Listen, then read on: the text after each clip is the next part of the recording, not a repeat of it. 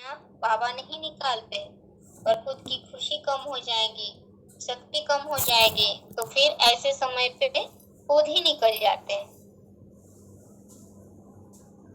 और कन्याओं की सुरक्षा के साथ साथ सेवादारी भाइयों के जो आवश्यक सामान है, आवश्यक वस्तु है, उसकी भी पूर्ति करना, इसका भी ध्यान रखना है। बाकी ऐसे भी नहीं कोई को जास्ती ध्यान रखना, कोई के लिए कम, सबके लिए बराबर।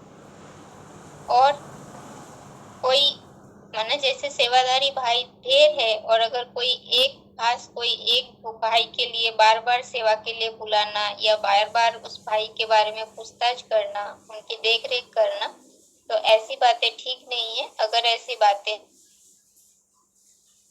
है तो उचित करें। और माताओं को भी स्वयं की जरूरत पूर्ति के हिसाब से जो आवश्यक है वो निमित्त को सूचित करें, क्योंकि सेवा के लिए अगर रुकते हैं तो अगर निमित्त बहन ध्यान नहीं दे पा रही है तो अपनी आवश्यक चीज एक बार बता सकते हैं। और अगर निमित्त के देखरेख में भी कोई कमी है तो फिर ऊपर बताएं। और बीमारी आदि की कोई बात है तो निमित्त को बताने के बाद भी अगर नहीं है, कुछ इलाज नहीं हुआ, मतलब समाधान कुछ नहीं हुआ, तो फिर दवाई विभाग में बात कर सकते हैं। अब उससे भी नहीं होता है काम, फिर बताते हैं। अब बाबा ने कहा जो स्वयं की संभाल करते हैं वो यज्ञ की भी संभाल कर सकते हैं। अगर स्वयं की संभाल नहीं किया तो यज्ञ की संभाल नहीं कर सकते, क्योंकि सब का अटेंशन रखेंगे तो फिर ना स्वयं के लिए कोई प्रॉब्लम होगा और ना ही औरों के लिए, क्योंकि अटेंशन यानी ध्यान रखना सब प्रकार के टेंशन यानी चिंता को खत्म कर दे।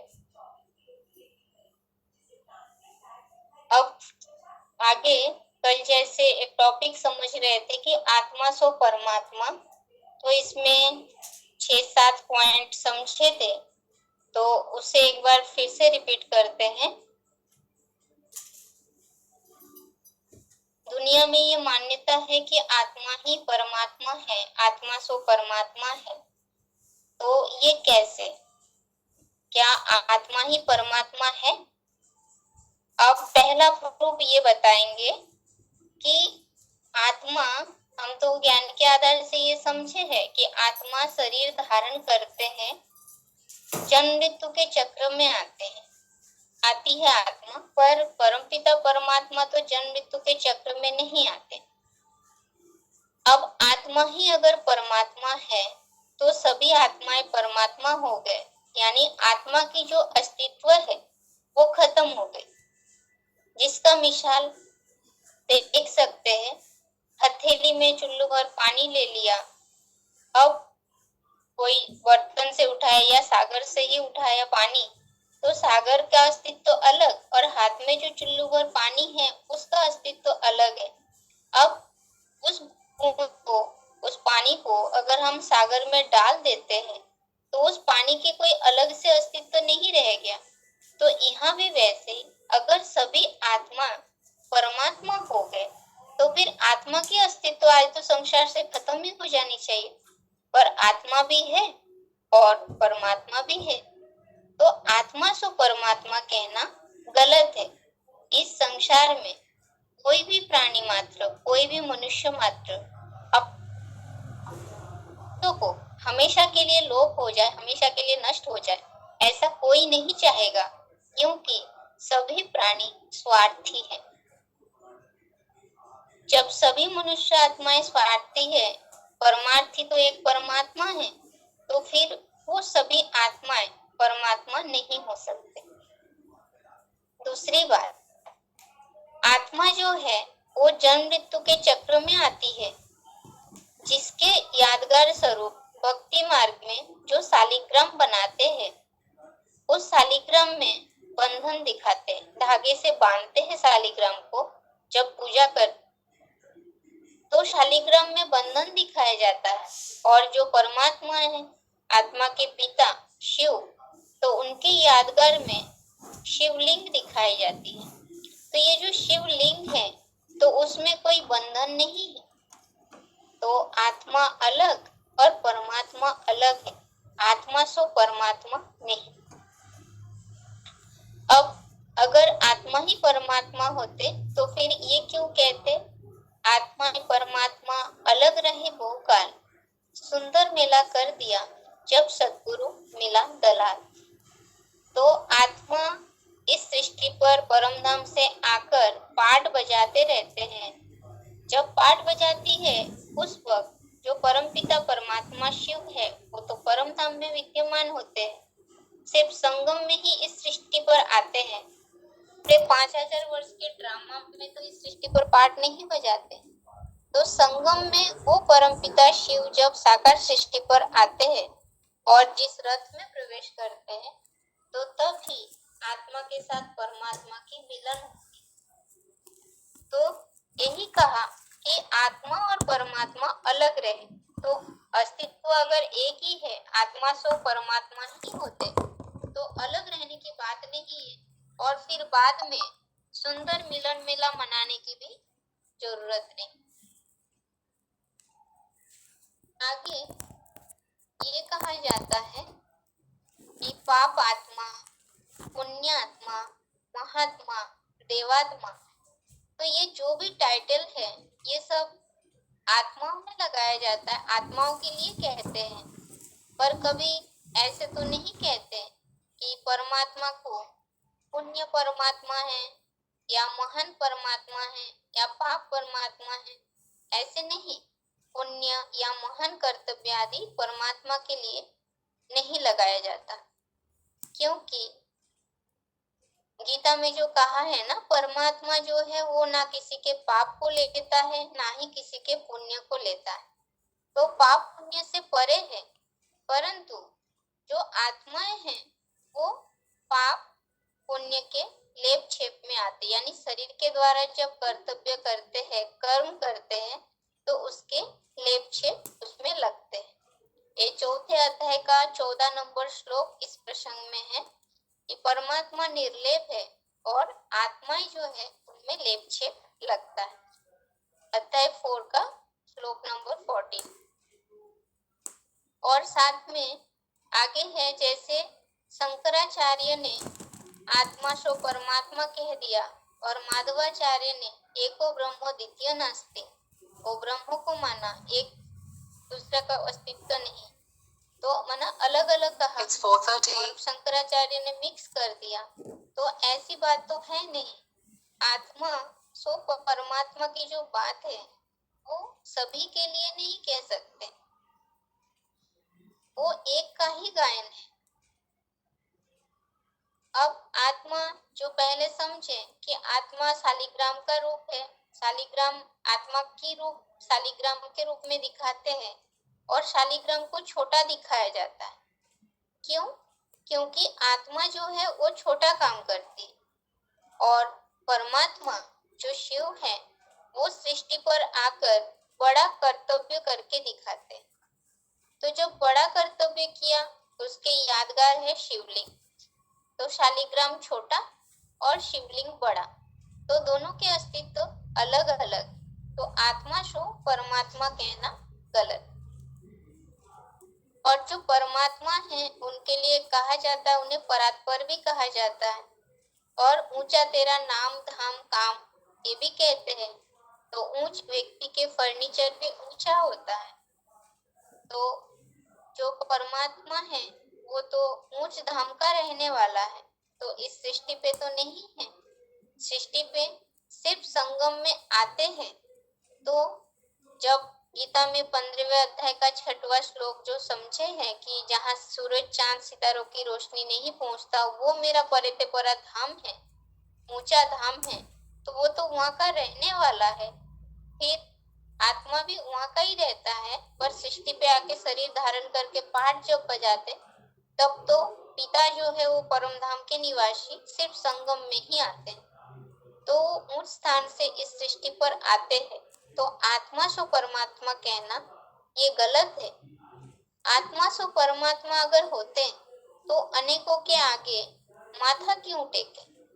हमारी आत्मा, हम ही आत्मा, हम आत्मा आत्मा ही परमात्मा का रूप है, तो फिर हम मंदिर में जाके मूर्ति के सामने या औरों के सामने माथा क्यों झुकाए? स्वयं ही परमात्मा अगर है तो। और ये भी कहते हैं कि आत्मा जो है वो निर्लेप है। आत्मा अगर निर्लेप है, फिर जो पहले समझे कि पाप आत्मा पुण्य आत्मा कहा जाता है, अपने को महसूस करते कि हम सब पापाचारी बन चुके, पापात्माएं बन गए हैं, तो जिसके कारण घड़ी घड़ी फिर पतित पावन को पुकारते हैं। अगर आत्मा निर्लेप है, आत्मा में कोई पाप की लेप छेप नहीं लगती, तो फिर पतित को पावन बनाने के लिए सुप्रीम बाप को पुकारने की आवश्यकता ही क्यों? तो ये गलत मान्यता है कि आत्मा निर्लेप है, कि कुछ भी कर्तव्य करो तो आत्मा में लेप छेप नहीं लगती, सारा लेप छेप शरीर में लगता है और फिर उसे गंगा में जाके स्नान कर लो तो सब शुद्ध हो जाए। तो ऐसी धारणा, ऐसी मान्यताओं के साथ जीना ये तो गलत है। अगर ऐसा ही बात है कि गंगा में स्नान करने से सारे पाप धुल जाते, तो फिर पतित पावन परमपिता परमात्मा शिव को नहीं पुकारते और ना ही उन्हें इस सृष्टि पर आने की आवश्यकता होती। तो ये जो आत्मा सो परमात्मा ये तो भिन्न है, ये पता चला, पर दुनिया में जो मान्यता है आत्मा सो परमात्मा, फिर वो किसके लिए है? वो वही आत्मा है जो त्रिदेव के बीच देवदेव महादेव शंकर, जिनमें शिव बाप प्रवेश करते हैं, आत्मा के पिता जो है सुप्रीम सोल आके उस महादेव शंकर में प्रवेश करते हैं और उनको उनके समान बना लेते हैं। वो एक ही है जो शिव समान बन जाते हैं, जिसके कारण भक्ति में शिव के साथ शंकर का नाम जोड़ा जाता है। तो उन्हीं का ही गायन आत्मा सो परमात्मा का, ना कि सभी आत्माएं, जो भी मनुष्य आत्माएं हैं सभी का गायन परमात्मा का हो जाए। तो एक अव्वल नंबर पुरुषार्थी, उनका गायन है आत्मा सो परमात्मा के रूप में, सभी के लिए नहीं कहेंगे।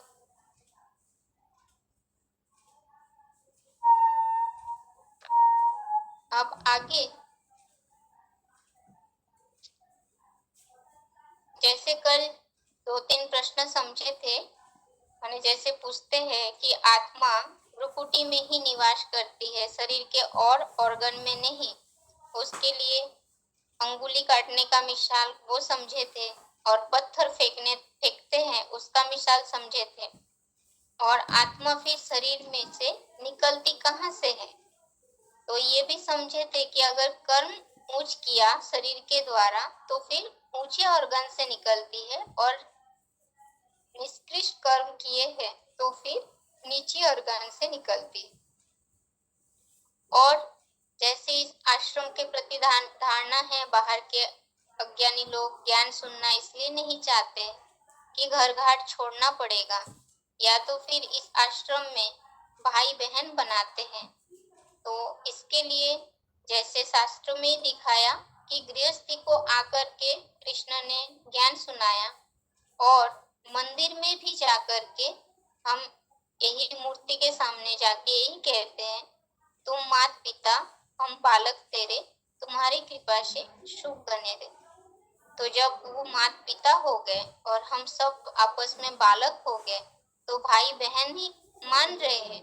फिर प्रैक्टिकल में जब भाई बहन मानते हैं तो तब उसके ऊपर अंगुली उठाते। अब आगे एक बात, जैसे ये समझते हैं कि संगम में भगवान को आना पड़ता है, हर युग में तो आते नहीं है, अब संगम में ही आते हैं। संगम माना कलयुग की अंत और सतयुग की शुरुआत, ये है संगम। अब इस संगम में ही आते हैं, ऐसा कैसे कहेंगे?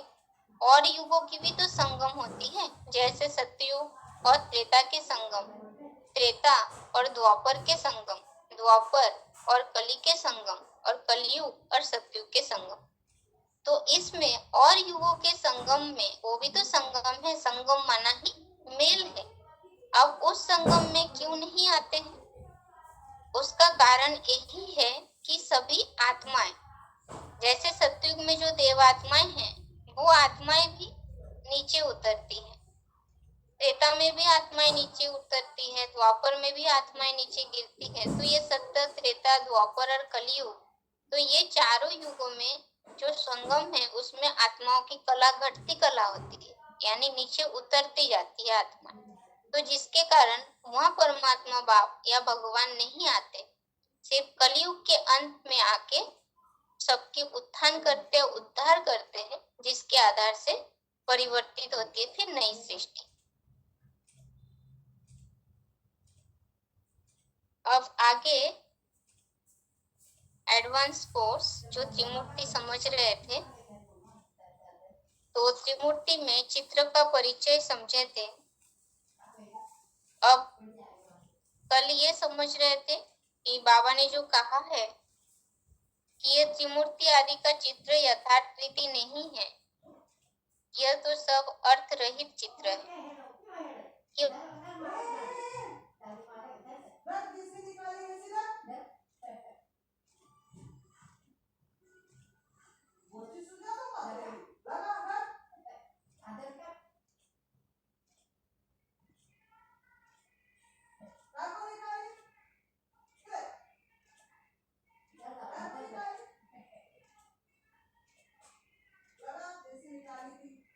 पर चित्रित करना चाहिए। अब ये जो तीन मूर्तियां हैं, जैसे हम आप सभी मनुष्य आत्माएं अभी साधारण बन गए हैं कलयुग के अंत में आकर, तो वैसे ही ये जो त्रिदेव है शास्त्रों में, जिन्हें त्रिदेव की उपाधि दी गई है, तो ये भी अभी वर्तमान समय मनुष्य के रूप में साकार सृष्टि पर अपना अपना शरीर धारण करके पाठ बजा रहे।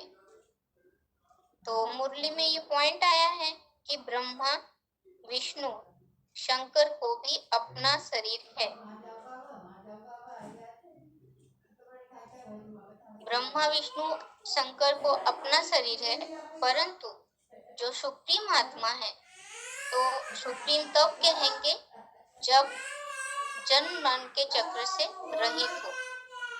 अब सभी मनुष्य आत्माएं जन्म मृत्यु के चक्र में आते हैं, परंतु परमपिता परमात्मा शिव जो है वो जन्म मृत्यु के चक्र में नहीं आते। अब ये जो तीन मूर्तियां हैं, अब जो अनन्य बच्चे कहा है, उन तीन मूर्तियों को इस चित्र में चित्रित करना है। अब जब चित्र में परिवर्तित करेंगे तभी वो सही चित्र कहा जाएगा, पर चित्र में परिवर्तन तो तब करेंगे जब पहले अपने बुद्धि में उन तीन प्रैक्टिकल मूर्तियां कौन कौन हैं उसे समझेंगे या उसे जानेंगे। अब ये सिर्फ चित्र का परिचय हुआ। अब इसके बाद आगे का टॉपिक है ओम मंडली की स्थापना।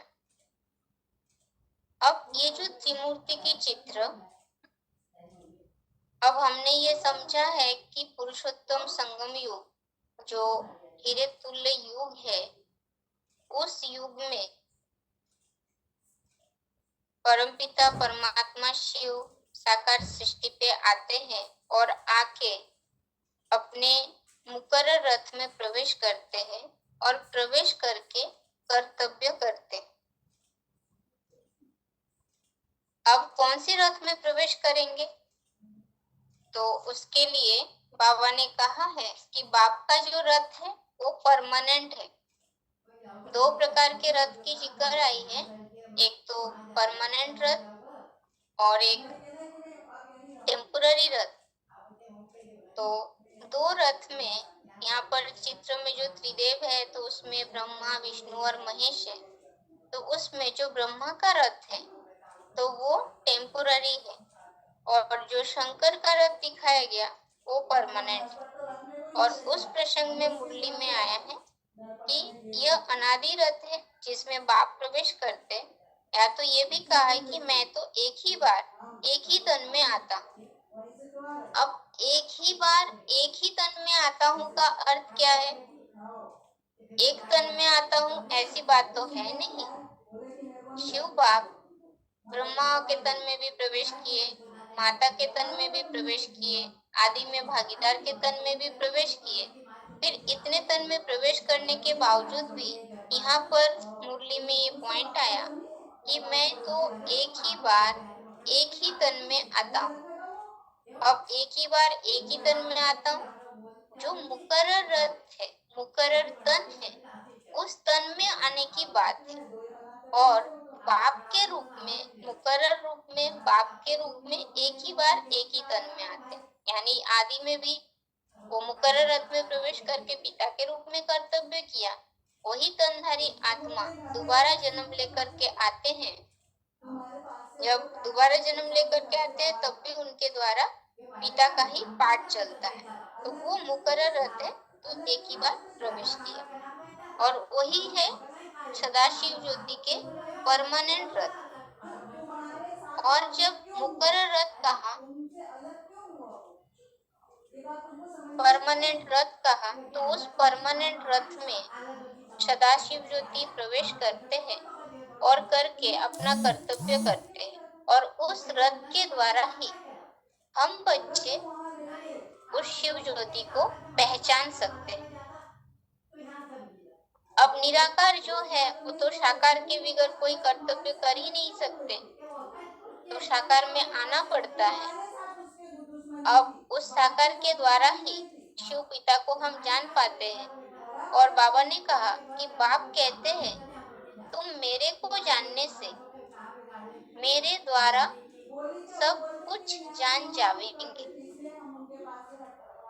मेरे को जानने से मेरे द्वारा सब कुछ जान जावेंगे। शिव बाप जब इस सृष्टि पर आते हैं तो सृष्टि के आदि, मध्य और अंत की नॉलेज देते हैं। तो जब आदि, मध्य, अंत का ज्ञान आ जाता है, जान सकते हैं किसके द्वारा? जब उस पिता को जानते हैं।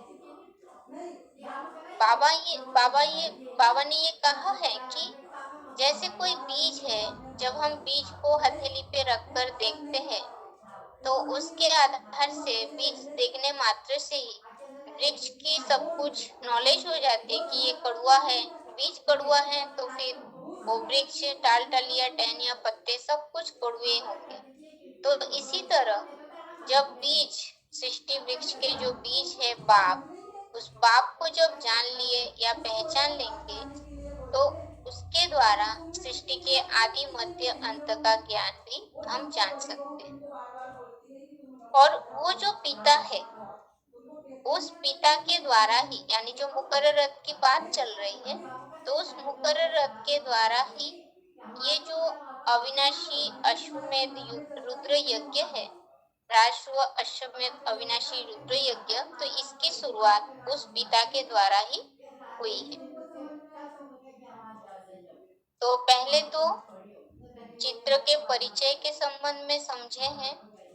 अब चित्र का परिचय होने के बाद फिर ये यज्ञ की शुरुआत, यानी ओम मंडल की जो स्थापना हुई है उसके बारे में समझ रहे हैं। तो यहाँ पर अभी टॉपिक तो बहुत लंबा है, पर शॉर्ट में ही जैसे जितना जितना होता जाए तो उतना उतना स्वयं में भी बताने की प्रयास करनी है। तो जैसे देखिए परिचय में भी 4-5 पॉइंट है। अब थोड़ा थोड़ा बुद्धि में रखना है। और फिर उसके बाद जैसे आज ये समझे, शुरुआत में जैसे एक बार फिर से रिपीट करते हैं। सबसे पहले तो संदेशों के साक्षात्कार के आधार पर चित्र बनवाए थे। और इस चित्र के साइज जो है 30x40 इंच और सन है 60-61। और शिव बाबा के डायरेक्शन से ही ये चित्र बने हैं। बाबा दिव्य दृष्टि से चित्र बनवाए, कोई फिर चित्र अपनी बुद्धि से बनाते हैं। अब ये जो बुद्धि से बनाने की बात है, भोसड़ी के चित्र बुद्धि योग से आगे बनाया गया। और उसके साथ साथ भी और भी जो प्रदर्शनी की किताब है उसमें ढेर चित्र छपे हुए हैं, तो वो भी बाद में बनाए गए अपने बुद्धि योग के आधार से, बुद्धि से मंथन करके। और उस चित्र में ये समझ रहे थे कि शिव बाबा ने जो चित्र बनवाए हैं उस चित्र में और जो बेसिक में जो ज्ञानामृत पुस्तक में जो चित्र छपे हुए हैं उस चित्र में अंतर ये है कि उसमें लिखत नहीं है, लिखत हटा दिया गया है, जबकि बाबा ने कहा है चित्र सहित सारी लिखत होनी चाहिए, और जो लिखत को हटाया है वो मूर्ख साबित हो गया। अब चित्र जो है 60-61 में बाबा ने साक्षात संदेशों के साक्षात्कार के आधार पर जो चित्र तैयार करवाए थे, तो वो चित्र ओरिजिनल चित्र है। और वो चित्र और आज जो वैश्विक दुनिया में ब्राह्मणों के पास जो चित्र है उस चित्र में अंतर क्या है, उसे देखने के लिए मुरली खंड 2 के पीछे देखेंगे तो एडवांस के चित्र और बेसिक के चित्र में क्या अंतर है वो दिया हुआ है। अब ये जो चित्र है, चित्र के साइज 30 बाई 40 इंच बताया, 60-61 में साक्षात्कार के आधार पे ही तैयार किया गया। और सिर्फ सीढ़ी के चित्र जो है वो बुद्धि योग से बनवाए गए। अब इस त्रिमूर्ति चित्र के बारे में ही बाबा ने मुरली में कहा है कि इसको चेंज करना है। अब चेंज करने का कारण क्या है, 60-61 में साक्षात्कार के आधार पे तैयार किया गया था संदेशों के साक्षात्कार पे। अब फिर उसे चेंज करने की बात बाबा ने कहा, कारण क्या है, कारण यही है कि जब नई नई पॉइंट्स निकलती है तब फिर चित्र में करेक्शन करना पड़ता है। अब करेक्शन के स्थान पे किसका चित्र रखना है, वो पुराने चित्र हटा के किसका रखना है, जिसके लिए बाबा ने कहा अनन्य बच्चों का चित्र रखना चाहिए। अब ये अनन्य कौन है, अनन्य वो है जो इस कर्तव्य को कर ना सके, कोई दूसरे स्थापना, विनाश और पालना का कर्तव्य कर ना सके, तो वो कर्तव्य करते कौन है, त्रिदेव ही करते हैं। तो चैतन्य में उन त्रिदेवों को यहाँ पर दिखाना चाहिए। अब उन त्रिदेवों की अस्तित्व को ब्राह्मण दुनिया में नहीं मानते, इसके लिए बाबा ने मुरली में कहा कि आर्टिफिशियल कहाँ तक चलेगा, त्रिमूर्ति को हम छिपा नहीं सकते। अब आर्टिफिशियल सिर्फ चित्र रखने से ही नहीं होगी, प्रैक्टिकल में जो 3 मूर्तियां हैं उनके अस्तित्व को तो आज लोप कर दिए, गुम कर दिए, पर बाबा ने कहा उनको हम छिपा नहीं सकते क्योंकि वो प्रैक्टिकल में है और उनको दिखाने बगैर समझाना भी मुश्किल है। दिखाने बगैर, दिखाएंगे तो बाद में, पहले हमारे बुद्धि में उन 3 मूर्ति की प्रैक्टिकल परिचय हो जाए, तो वो बताया कि त्रिमूर्ति दिखाने बगैर समझाना भी मुश्किल है। और ये जो भी चित्र है सभी चित्रों में बाबा ने कहा करेक्शन होना चाहिए। अगर करेक्शन नहीं करते, क्योंकि लोगों के बुद्धि में जब चैतन्य मूर्ति का नॉलेज, चैतन्य मूर्ति की नॉलेज हो जाएगी तो उस समय फिर ये पुराने चित्र को डिस्ट्रॉय कर देंगे, इसकी अस्तित्व नहीं रहेगी, क्योंकि चैतन्य कौन है वो बात बुद्धि में आ गई और यहाँ भक्ति मार्ग के चित्र बना के रखा है तो फिर लोग उसे मानेंगे नहीं। तो ये जो त्रिदेव को दिखाया गया है, अब ये त्रिदेव अभी वर्तमान समय, जैसे आप हम सभी मनुष्य आत्माएं शरीर धारण करके पाठ बजा रहे हैं, वैसे ये त्रिदेव भी अपने अपने शरीर में रहकर कर्तव्य कर रहे हैं, जिसके लिए मुरली में ही कहा है कि ब्रह्मा विष्णु शंकर को भी अपनी शरीर है, माना अपना शरीर है। तो शरीर है, ये तीनों आत्माएं अपना शरीर लेके कार्य कर रहे हैं, पर जो सुप्रीम बाप है वो जन्म मरण के चक्र से रहित है। सभी मनुष्य आत्माएं क्षर है, क्षरित होते हैं, और एक शिव जो है वो जन्म मरण से रहित है, अक्षर। अब वो सदाशिव ज्योति इस साकार सृष्टि पर आते हैं, आकर इन तीनों मूर्तियों के द्वारा कर्तव्य करते हैं। अब ये जो 3 मूर्तियां हैं, तो इन 3 मूर्तियों में प्रैक्टिकल में किस तन के द्वारा कर्तव्य करते, तो वो जो मुकर्रर रथ है, महादेव शंकर कहा गया, उस मुकर्रर रथ में प्रवेश करके कर्तव्य करते हैं।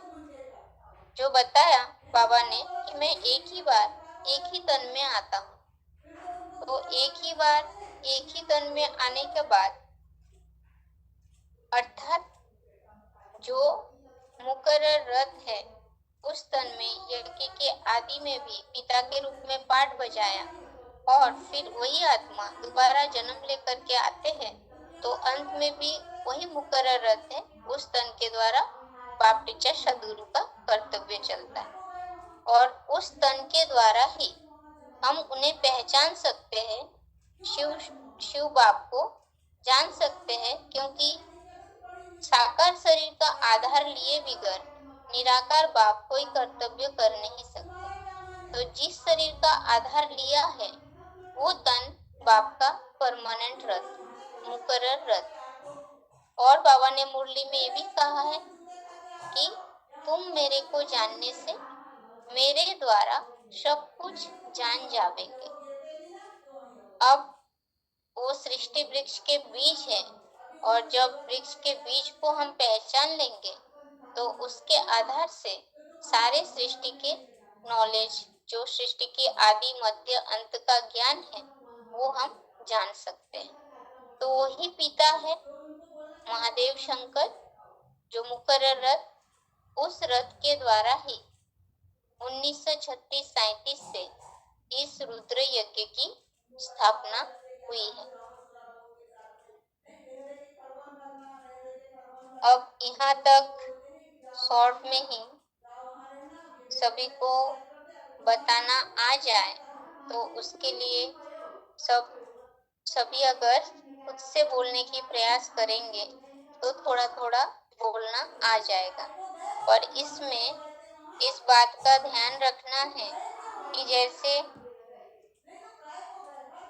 बाबा के डायरेक्शन से जैसे कहा जाता है कि साक्षात्कार के आधार से ही चित्र तैयार किया गया, तो इसके लिए कौन सा पॉइंट, जिस पॉइंट में ये उल्लेख हो कि साक्षात्कार के आधार पर ही चित्र बनाए गए, तो ये भी पॉइंटों में उल्लेख है। और चित्र को चेंज करने का कारण क्या है, उसके लिए भी पॉइंट बताया गया है। और जो प्रैक्टिकल में 3 मूर्तियां हैं, उनके अस्तित्व को हटा नहीं सकते, उसके लिए भी पॉइंट बताया गया है। यानी पॉइंट जो है उसे बुद्धि में इस रीति रखना है, क्योंकि जो बाबा ने कहा है आगे चल के, जैसे जो अधूरे नॉलेज लेने वाले जो बेसिक ब्राह्मण आत्माएं हैं, तो वो तो ज्ञान की बातों को सही रीति मानते नहीं हैं, पर हमें तो प्रूफ के साथ युद्ध लड़नी है सत्य को साबित करने के लिए।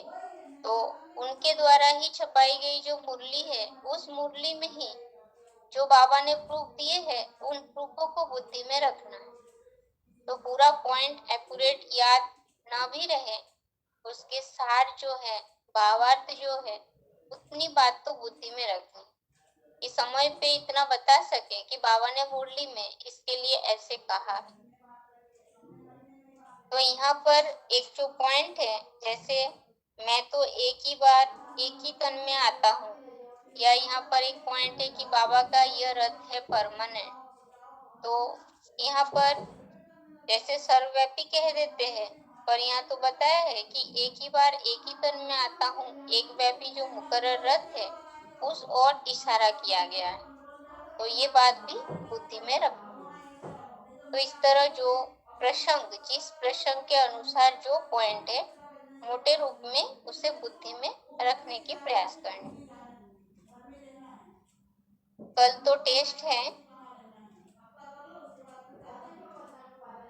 आज यहाँ तक ही। ओम शांति।